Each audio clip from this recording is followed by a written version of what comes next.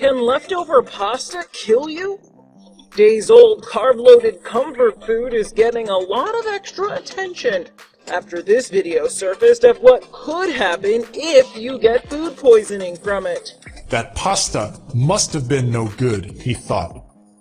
A PSA by Dr. Bernard tells what happened when a college student ate 5-day-old cooked pasta that was left out.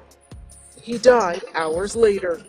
It's clear that AJ is suffering from some kind of food poisoning that's causing liver failure.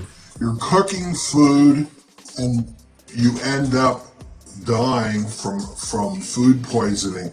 I mean, this is a little extreme, but it can happen. The severe form of food poisoning is from bacteria called Bacillus cereus. Dr. Andrew Orden explains. How does it work? Well, typically it involves cooking rice, pasta, soup, or sauces, and then leaving them out for extended periods of time without refrigeration. This creates the perfect environment for this bacillus to grow. If you consume it, you can get really sick. In another case, a family on a picnic outing got sick from old pasta salad.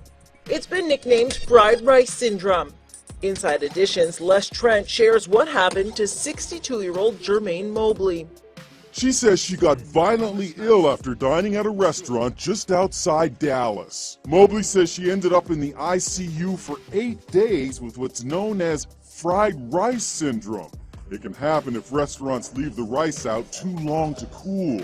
Many professional cooks like to let the rice cool so it doesn't clump and get mushy when mixed with the other ingredients when it's fried. If it cools too long, bacteria can develop that can make you sick. Culinary expert Celeste Rogers. Often we'll cook big batches of rice, we'll leave them out at room temperature to cool, and it's that period of time that we need to watch. We have a max of 6 hours to cool that rice. If you're preparing fried rice at home, our expert has this advice on how to cool the rice quickly to avoid bacteria growth that happens from keeping it out too long. So we cooked our rice. Correct. Right.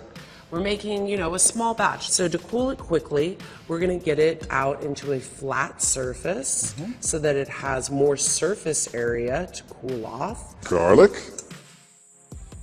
Ooh. Once it's cool, start mixing the ingredients for a delicious and safe meal.